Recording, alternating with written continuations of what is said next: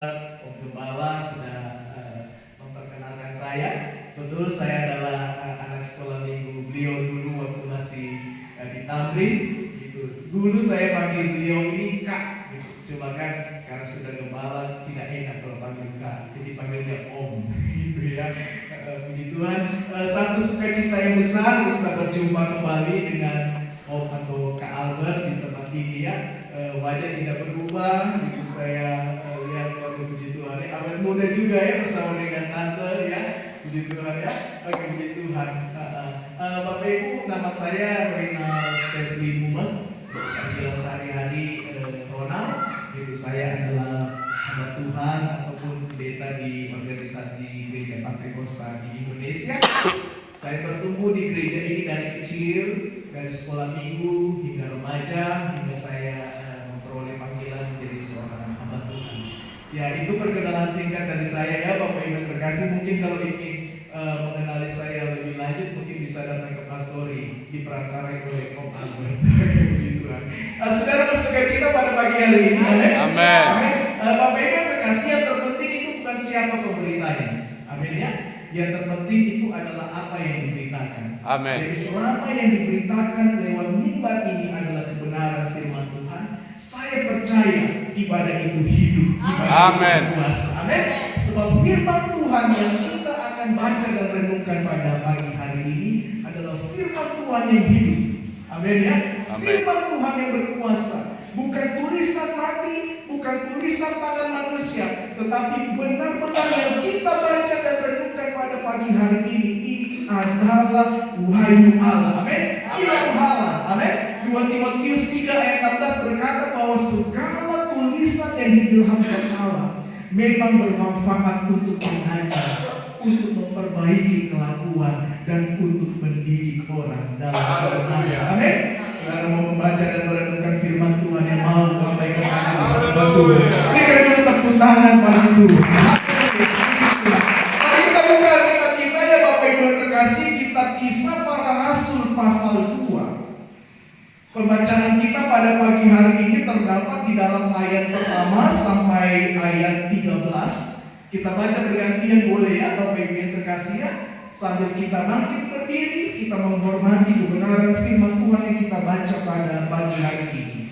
Kitab Kisah Para Rasul pasal 2 ayat pertama saya mulai, demikian pula saudara ayat kedua, bergantian sampai dengan ayat 13. Firman Tuhan menuliskan demikian, ketika tiba hari Pentakosta, semua orang percaya berkumpul di satu tempat. Tiba-tiba terbelah dari langit suatu bunyi seperti tiupan angin keras yang memenuhi seluruh rumah di mana mereka duduk. Dan tampaklah kepada mereka lidah-lidah seperti nyala api yang bertebaran dan hinggap pada mereka masing-masing. Maka penuhlah mereka dengan Roh Kudus, lalu mereka mulai berkata-kata dalam bahasa-bahasa lain seperti yang diberikan oleh Roh itu kepada mereka untuk mengatakannya. Waktu itu di Yerusalem, dan orang-orang Yahudi yang saleh dari segala bangsa dibawa kolong langit. Ketika baru bunyi itu berkerumunlah padanya, mereka bingung karena mereka masing-masing mendengar suara itu kata-kata dalam bahasa mereka sendiri. Mereka semua tercengang-cengang dan heran, lalu berkata, bukankah mereka semua yang berkata-kata itu orang Galilea? Bagaimana mungkin kita masing-masing mendengar mereka berkata-kata dalam bahasa kita sendiri, yaitu bahasa yang kita pakai menjadi bahasa kita. Kita orang Partia, Media, Elam, penduduk Mesopotamia, Yudea, Kapadokia, Pontus dan Asia, Firgia dan Pamfilia, Mesir dan daerah-daerah Galilea yang berdekatan dengan Kirene, pendatang-pendatang dari Roma. baik orang Yahudi maupun penganut agama Yahudi, orang Kreta dan orang Arab. Kita mendengar mereka berkata-kata dalam bahasa kita sendiri tentang perbuatan-perbuatan besar yang dilakukan Allah. Mereka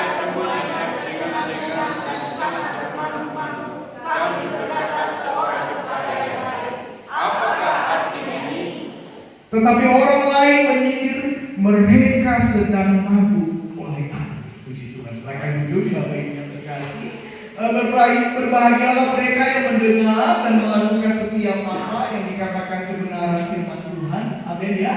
Jadi bukan mendengar untuk melupakan, melainkan sungguh-sungguh melakukannya di dalam kehidupan sehari-hari. Nah Bapak Ibu yang dikasihi oleh Tuhan, tema renungan kita pada pagi hari ini adalah makna perayaan hari Pentakosta. Amin.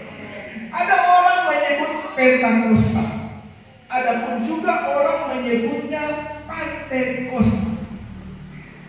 Terkadang kita orang-orang yang hidup saat ini, kita tidak familiar dengan kata Pentekosta. Kita lebih familiar atau lebih terbiasa dengan sebutan kata Pentakosta. Apakah ada yang salah dengan kedua kata ini? Jawabannya tidak ada. Amin ya. Ada seorang hamba Tuhan berkhotbah di mimbar, dia berkata bahwa Pentekosta itu tidak mempunyai arti apa-apa. Dan saya mendengar itu, saya tercengang dan bingung, apakah hamba Tuhan ini kurang referensi ataupun dia belum mengetahui istilah Pentekosta. Sebenarnya tidak ada yang salah dengan istilah Pentekosta. Nah, gereja kita dinamakan dengan Gereja Pentekosta di Indonesia. Nah, Bapak Ibu yang dikasihi oleh Tuhan, istilah Pentekosta ini sebenarnya istilah yang awal mula dipakai untuk menyebut sebuah peristiwa yang tertulis di dalam kitab Kisah Para Rasul pasal 2. Jadi sebelum LAI menerbitkan Alkitab yang kita pakai pada pagi hari ini, dahulu ada Alkitab terjemahan bahasa Melayu yang diterjemahkan oleh Dr. Hildebrandus Cornelius Brinker. Beliau adalah orang Belanda. Beliau memakai istilah Pentekosta. Sekian waktu lamanya pada zaman dahulu, orang memakai istilah ini dan mereka tidak asing dengan istilah ini. Sampai satu ketika LAI menerbitkan Alkitab yang kita pakai saat ini, digantilah kata Pentekosta menjadi Pentakosta. Kata Pentekosta ataupun Pentakosta ini berasal dari bahasa Yunani yang artinya Pentekosta atau artinya hari ke-50. Nah Bapak Ibu yang dikasihi oleh Tuhan, hari-hari terakhir ini kita sedang merayakan yang namanya Hari Pentakosta. Amin. Hari kedua dan Roh Kudus. Saya bertanya, apakah ada di antara Bapak Ibu yang belum dipenuhi oleh Roh Kudus? Atau ingin mengalami pengalaman kembali dipenuhi oleh Roh Kudus? Saya berdoa pada hari-hari terakhir ini kita semua akan dipenuhi kembali oleh Roh Kudus. Amin. Yang rindu dipenuhi oleh Roh Kudus, berikan dulu tepuk tangan bagi Tuhan. Amin. Semua peristiwa yang indah yang terjadi ketika Yesus terangkat ke surga. Nah, firman Tuhan berkata dengan sangat jelas di dalam kitab Kisah Para Rasul pasal pertama ayat 6, bahwa kamu akan menerima kuasa ketika Roh Kudus turun ke atas kamu. Amin ya. Nah, ini adalah perkataan terakhir Yesus sebelum dia berangkat ke surga. Sebuah pesan dan sebuah warisan rohani yang diberikan kepada para rasul dan diteruskan kepada setiap kita orang-orang yang percaya. Amin. Kita dipanggil sebagai orang-orang yang percaya untuk menjadi saksi dan untuk memampukan kita bersaksi kepada orang lain tentang siapa itu Yesus. Kita perlu diperlengkapi dengan Roh Kudus. Amin. Sehingga waktu ketika kita berkata-kata, ketika kita berucap, ketika kita bersaksi tentang siapa Tuhan dan Juru Selamat itu, perkataan kita akan didengar berbeda. Kita bukan berbicara seperti orang biasa. Amin. Ada kuasa di balik dari perkataan kita. Amin. Kuasa itu bukan berasal dari kemampuan kita. Amin ya. Kuasa itu bukan berasal dari kekuatan ataupun kepintaran kita, tapi kuasa yang berasal dari Roh Kudus. Ketika kita berkata-kata, hati orang diubahkan. Amin. Ketika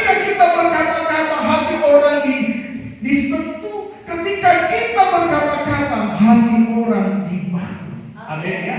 Dan saya berdoa kuasa Pentakosta yang dulu pernah turun pada zaman kisah para rasul itu juga hadir pada pagi hari ini. Api Pentakosta yang sama itu melanda setiap kita umat-umat yang percaya. Amin, amin. Coba katakan kepada teman samping kiri kanan, katakan ada api Pentakosta di tempat. Haleluya. Sebuah nyanyian lalu berkata begini, api Pentakosta ku punya, ku biarkan menyala. Amin. Api Pentakosta ku punya, ku biarkan menyala di hati selamanya. Menyala di hati, menyala di hidup kita, bukan sementara, bukan hanya dalam waktu tertentu, tetapi sampai selama-lamanya, sampai kedatangan Tuhan yang kedua kali. Api itu tetap membakar kita, membuat kita semangat untuk memuji Tuhan, membuat kita semangat untuk melayani Tuhan, membuat kita semangat untuk bersaksi, memberitakan siapa Tuhan dan Juru Selamat itu, yaitu Yesus Kristus Tuhan kita. Amin. Namun tahukah Anda Bapak Ibu yang terkasih, peristiwa atau hari Pentakosta ini sebenarnya perayaan Yahudi. Amin ya. Dikenal dengan perayaan hari 7 minggu. Jadi perayaan ini adalah sebuah perayaan panen raya, di mana kebiasaan orang-orang pada saat itu ketika mereka mendengar bangsa Yahudi merayakan hari Pentakosta atau dalam bahasa Yunani yaitu Shavuot. Mereka berdatangan dari penjuru bumi, ya kan? Makanya kalau kita melihat di dalam kitab Kisah Para Rasul pasal kedua, itu ditulis di sana bahwa ada orang-orang dari negeri Arab, ada orang-orang Kreta yang datang, terus ada orang-orang Kapadokia, ada orang-orang Partia, ada orang-orang Media, ada orang-orang Mesopotamia. Jadi mereka datang ke Yerusalem hendak merayakan bersama-sama hari Pentakosta ini. Karena sebenarnya hari Pentakosta ini adalah hari pengucapan. Nah, kalau kita di Kabupaten Poso mengenal dengan istilah padungku, gitu ya. Padungku itu pasti orang pada berdatangan. Jadi datang dari rumah satu ke rumah yang lain, makan bersama, menikmati hasil panen. Gitu. Nah, itu sebenarnya peristiwa Pentakosta yang sebenarnya. Momen Pentakosta itulah yang dipakai di mana Roh Kudus mengawal setiap orang-orang yang percaya pada saat itu. Pentakosta ada 2 kali. Ada Pentakosta pertama dan ada Pentakosta yang kedua. Jadi Pentakosta yang pertama itu kalau kita melihat ya Bapak Ibu yang terkasih, di dalam kitab Keluaran pasal 19. Di sana menceritakan, coba kita buka kitab Keluaran pasal 19.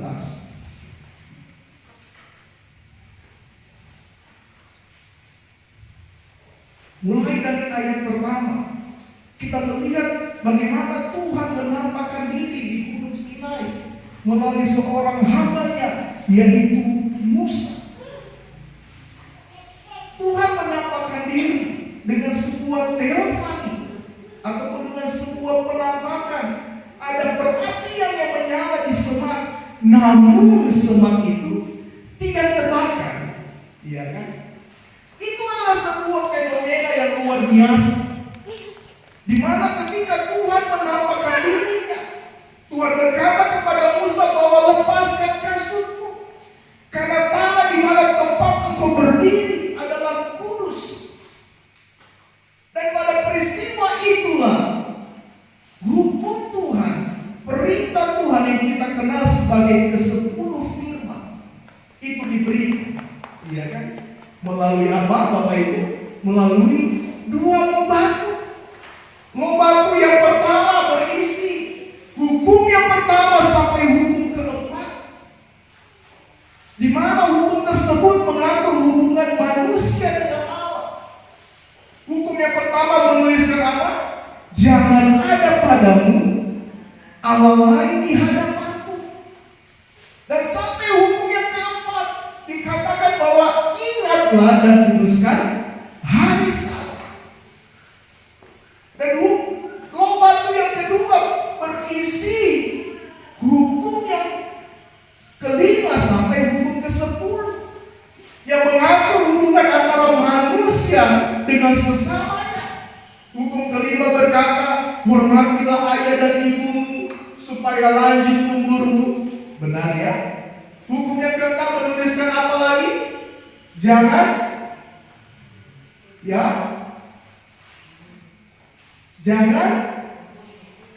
membunuh. Sampai hukum ke-10 dikatakan bahwa janganlah kamu mengingini apapun juga yang menjadi milik sesama. Jadi peristiwa Pentakosta yang pertama ini merupakan satu peristiwa di mana Roh Kudus turun melalui penampakan, yaitu api di tengah semak belukar yang tidak terbakar. Di dalam pekudusan tersebut Allah menyatakan anugerahnya dalam bentuk hukum atau perintah. Perintah di mana harus ditaati, perintah di mana harus dituruti. Taat bukan karena memang betul itu perintah, tetapi taat karena memang kita mengasihi Allah. Amin. Jadi sebuah perintah yang membawa orang Israel, umat Allah, untuk hidup di dalam kekudusan. Jadi dari awal mulanya Tuhan sudah menekankan kepada umat Israel, kepada bangsa pilihannya, untuk selalu menjunjung tinggi kekudusan. Amin. Dan bahkan ketika mereka beribadah, ya Bapak Ibu yang terkasih, mereka beribadah tidak seperti kita. Dengan bebas kita bisa mengangkat tangan. Mereka beribadah itu melalui seorang perwakilan ataupun seorang perantara yang namanya imam besar. Mereka masuk ke dalam sebuah bangunan ataupun sebuah kemah yang dinamakan kemah suci. Kemah suci terus dibangun bait suci. Kemah suci tersebut terbagi menjadi 3 ruang. Ruang yang paling inti itu adalah ruang Maha Kudus, di mana di sana ada tabut perjanjian dan Allah bersemayam di sana. Yang memisahkan antara ruang Maha Kudus dengan ruang kudus itu ada sebuah tirai yang tebal. Ruang kudus berisi ada kaki dia, ada meja roti dan ada ukupan bakaran. Umat Israel tidak boleh masuk menembus sampai ruang kudus atau sampai ruang Maha Kudus. Kalau ada yang berani masuk, kalau mereka bukan imam, mereka bukan urapi menjadi seorang imam, maka konsekuensinya mereka akan mati. Amin. Kalau imam ataupun imam besar pun juga tidak memenuhi standar kekudusan Allah, mungkin ada celah ataupun dosa yang dibuatnya yang tidak diketahui oleh orang lain, dia masuk pasti mati. Amin. Betapa berharganya kekudusan di mata Allah. Amin. Nah demikian pula juga dengan kita orang-orang yang percaya yang hidup pada akhir zaman ini. Ya mungkin kita tidak seperti mereka, karena Tuhan sudah menebus kita. Amin. Tuhan sudah masuk satu kali untuk selama-lamanya, kata kitab Ibrani, ke dalam kemah suci, bukan kemah buatan manusia, tetapi kemah yang abadi. Bukan membawa darah lembu ataupun darah domba, tetapi Dia membawa darahnya sendiri. Amin. Nah tujuannya adalah supaya kita bisa dengan bebas menyembah Tuhan. Amin. Tapi bukan berarti itu mengurangi standar kekudusan Tuhan. Tuhan rindu kita umatnya hidup di dalam kekudusan. Amin. Jadi berbicara mengenai makna hari Pentakosta atau hari Pentakosta, yang pertama kita mesti melihat bahwa makna dari Pentakosta adalah sebuah seruan panggilan untuk setiap kita orang-orang yang percaya untuk hidup dalam kekudusan. Amin, amin, amin.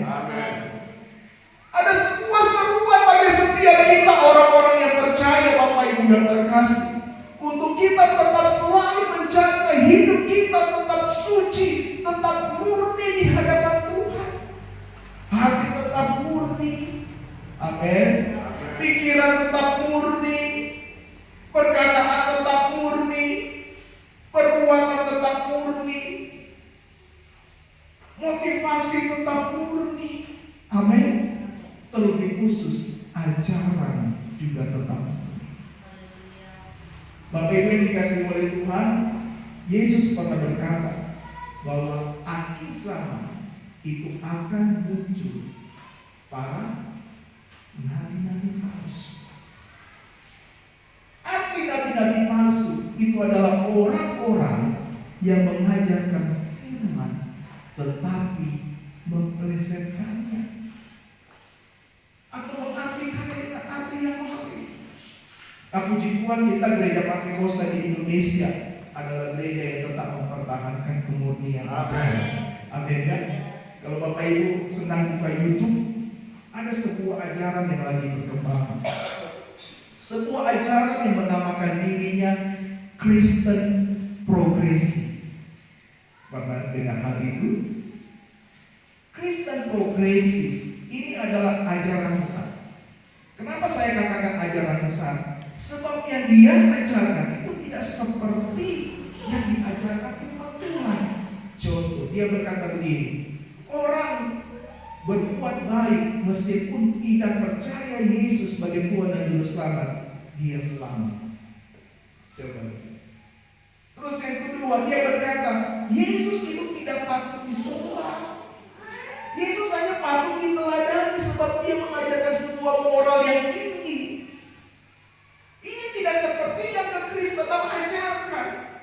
Karena memang Kristen progresif itu adalah nama lain dari Kristen liberal.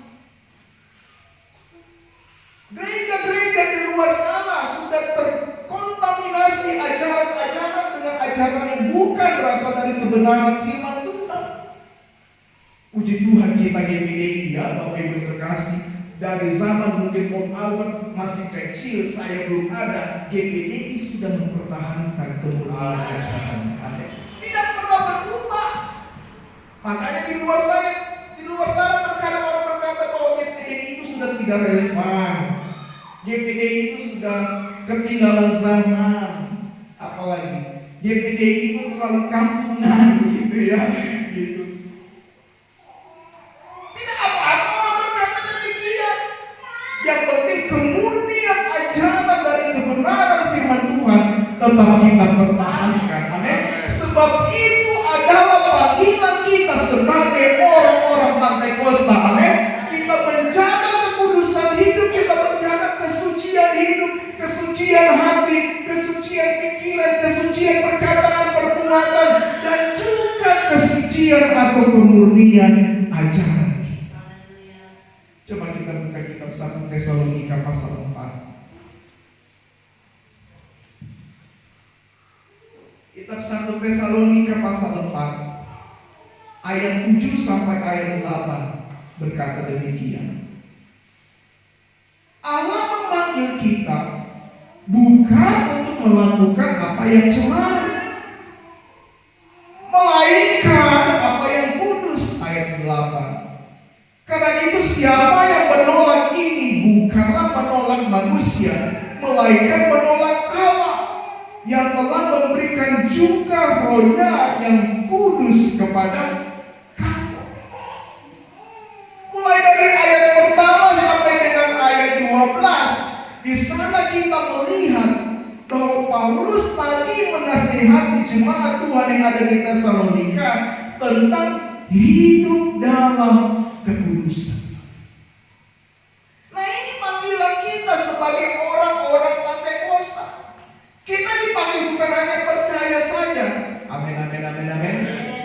Kita bukan hanya dipanggil untuk beriman saja kepada Allah dan menerima anugerah keselamatan, tetapi kita dipanggil untuk melakukan firman, termasuk menjaga kekudusan. Coba tengok kepada rekan samping kiri kanan. Ada yang duduk di samping istri dan suaminya tidak? Dengan senyuman katakan, kekudusan itu harga mati. Sekali lagi, kekudusan itu harga mati. Amin. Kita harus punya komitmen dalam hidup kita, Bapak Ibu yang terkasih. Amin. Apapun yang dikatakan oleh orang di luar sana tentang siapa kita tetap tegak lurus berpegang kepada kebenaran firman Tuhan. Amin. Karena itu yang Tuhan kehendaki bagi setiap kita. Ingat Bapak Ibu yang terkasih, ada ilustrasi yang diberikan oleh Yesus tentang 5 gadis bijaksana dan 5 gadis yang bodoh. 5 gadis yang bijaksana adalah 5 gadis yang mempersiapkan pelitanya dan minyaknya sehingga pelitanya tetap menyala. Tetapi 5 gadis yang bodoh adalah 5 gadis yang tidak mempersiapkan minyak sehingga ketika mempelai pria datang, minyaknya pelitanya padam. Amin. Ilustrasi ini juga menjelaskan kepada kita untuk tetap kita hidup di dalam kekudusan, berjaga-jaga terus sampai kedatangan Tuhan yang kedua kali. Amin. Seperti pujian yang dinyanyikan pemimpin pujian tadi tentang kedatangan Tuhan. Kedatangan Tuhan itu adalah sesuatu yang pasti. Makanya tetap jaga kekudusan sampai Dia datang untuk kedua kali.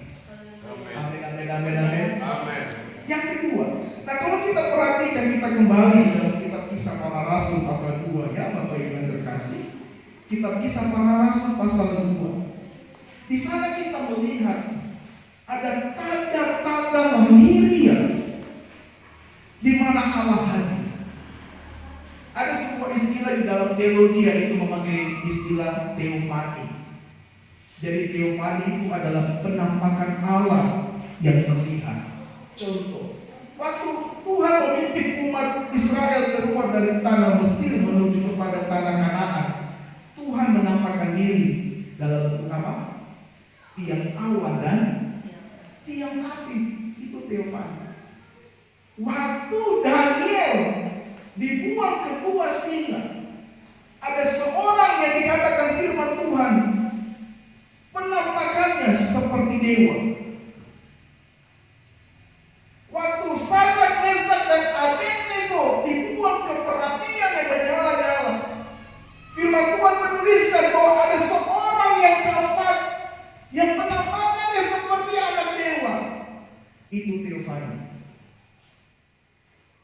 Dan waktu peristiwa hari Pentakosta, di mana orang-orang dari berbagai penjuru berkumpul di Yerusalem, Allah hadir di sana juga. Amin. Karena memang itu adalah penggenapan janji Allah. Firman Tuhan berkata, Yesus berkata bahwa jangan engkau kemana-mana, engkau harus berdiam di Yerusalem. Pesan Yesus kepada murid-muridnya. Karena pada saat di Yerusalem itulah janji Allah tentang datangnya seorang roh penghibur yaitu Roh Kudus digenapi. Teofaninya apa? Yang pertama, kalau kita lihat firman Tuhan berkata di dalam ayat 2, tiba-tiba turunlah dari langit suatu bunyi seperti tiupan angin keras yang memenuhi seluruh rumah di mana mereka duduk. Ada tiupan angin keras yang menandakan bahwa Allah hadir. Allah menampakkan diri dalam tiupan itu. Terus yang kedua, firman Tuhan menuliskan apa? Dan tampaklah kepada mereka lidah-lidah seperti nyala api yang bertebaran dan hingga pada mereka masing-masing. Ayat 4. Maka penuhlah mereka dengan Roh Kudus, lalu mereka berkata-kata dalam bahasa-bahasa lain seperti yang diberikan oleh Roh itu kepada mereka untuk mengatakannya. Jadi ada 3 penampakan Allah ketika hari Pentakosta. Yang pertama itu adalah tiupan angin keras, yang kedua lidah-lidah seperti nyala api, dan yang ketiga kepenuhan Roh Kudus dan ada kemampuan dalam berbahasa bahasa lain. Lidah-lidah seperti nyala api hitam di kepala. Inilah yang disebut sebagai api Pentakosta. Amin. Amin ya. Jadi semua penampakan Allah dalam bentuk lidah-lidah hati.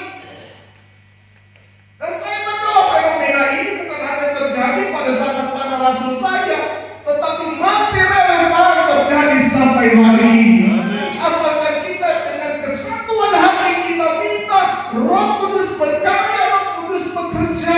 Saya percaya bahwa lidah-lidah hati itu pun juga masih nyata sampai hari ini. Amin ya.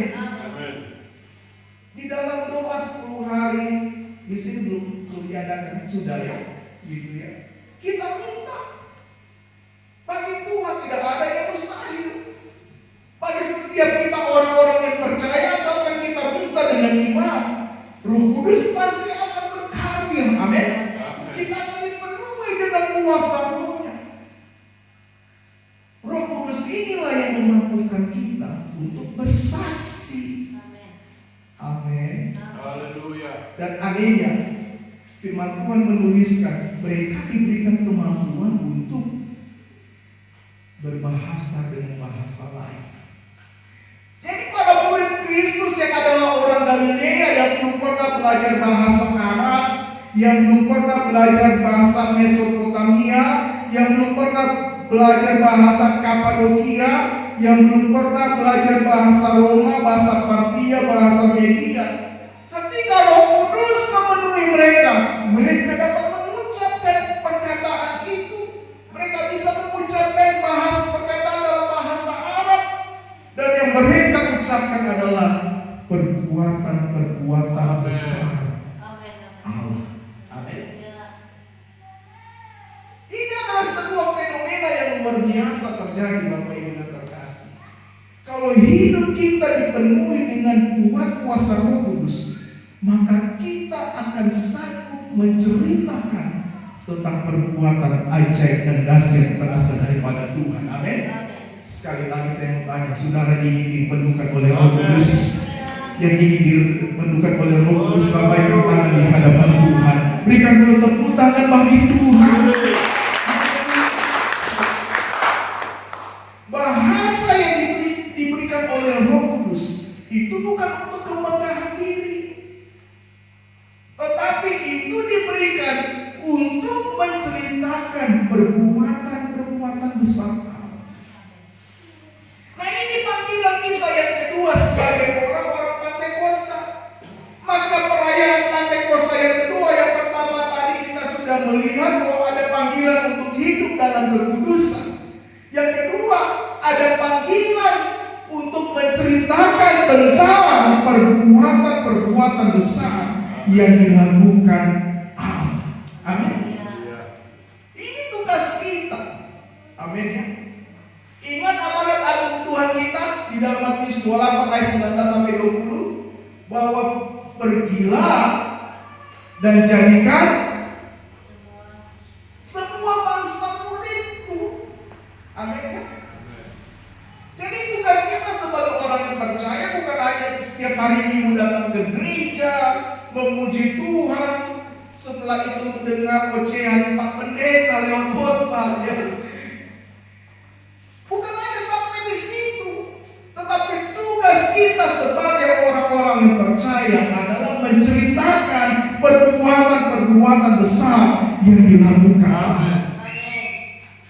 Mungkin ada kita berkata, Pak Pendeta, aduh saya tidak fasilitas, saya tidak pintar bicara. Ingat Bapak Ibu terkasih, Musa itu bukan orang yang fasih lidah. Dia orang yang gagah. Amin. Tapi dia mampu memimpin umat Israel keluar dari tanah Mesir menuju kepada tanah perjanjian yaitu Kanaan, meskipun dirinya sendiri juga tidak masuk ke dalam tanah Kanaan itu. Amin, amin, amin. Bagi Tuhan tidak ada perkara yang mustahil. Amin ya. Mungkin menurut engkau tidak mampu, tapi saya percaya melalui Roh Kudus Dia akan memampukanmu untuk menceritakan segala perbuatan Allah yang ajaib. Amin. Kepada siapa Bapak kita? Kepada siapa saja. Kalau ada rekan di tempat kerja, ceritakan itu. Setiap momen engkau pakai untuk menceritakan tentang pribadi sebagai hamba Tuhan terus berdoa kepada Tuhan. Setiap pagi ini doa saya, Tuhan perjumpakan saya. Ini setiap hari ketika saya saat teduh. Perjumpakan saya minimal satu orang untuk saya menceritakan tentang siapa itu Yesus. Ini komitmen Bapak Ibu terkasih. Kita sebagai orang-orang yang percaya jangan egois. Kita sudah percaya dan menerima anugerah keselamatan, tetapi mestilah kita menceritakan siapa itu Yesus, supaya orang-orang yang tidak percaya, yang belum percaya, yang belum mengenal jalan keselamatan itu, bisa juga mengenal dan percaya bahwa Yesus Kristus adalah Tuhan dan Juru Selamat. Amin.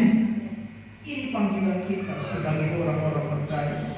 Makna perayaan hari Pentakosta yang kedua maknanya yaitu untuk kita menceritakan perbuatan-perbuatan besar yang dilakukan. Saya berdoa setelah ibadah ini kita dimampukan dan dijumpakan Tuhan dengan satu orang untuk kita bersaksi kepada mereka. Amin. Coba lihat, yang ada saat ini berapa orang? Bayangkan satu orang saja mengenangkan satu orang, hanya satu-satu saja, saudara, gereja ini akan lebih dipenuhi dengan jiwa-jiwa. Tidak usah dua, satu-satu saja. Satu orang mengenangkan satu orang, satu orang membawa satu orang ke gereja, menceritakan tentang siapa itu Yesus. Saya percaya akan banyak bertobat baru datang ke tempat ini. Itu karena apa? Karena kita sebagai orang yang percaya berfungsi untuk menceritakan perbuatan-perbuatan besar yang dilakukan Allah di dalam kehidupan kita. Amin. Amin. Amin. Berjuang terus sampai Tuhan datang. Oh, berjuang terus sampai Tuhan datang. Berjuang, haleluya. Berjuang terus sampai Tuhan datang. Amin. Kita berjuang bukan untuk melawan darah dan daging, tapi kita berjuang untuk memberitakan Injil. Amin. Menceritakan perbuatan-perbuatan besar yang dilakukan Allah dalam hidup kita. Berikan dulu tepuk tangan. Haleluya.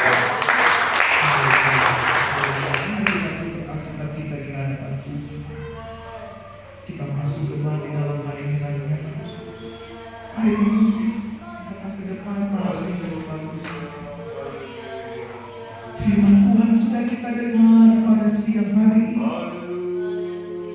Firman Tuhan sudah kita baca dan renungkan pada siang hari ini. Saya percaya bahwa Allah yang kita sembah adalah Allah yang sama, tidak pernah berubah. Dahulu Dia pernah berkarya pada peristiwa Pentakosta yang pertama dan yang kedua. Saya percaya pada hari-hari terakhir ini pun juga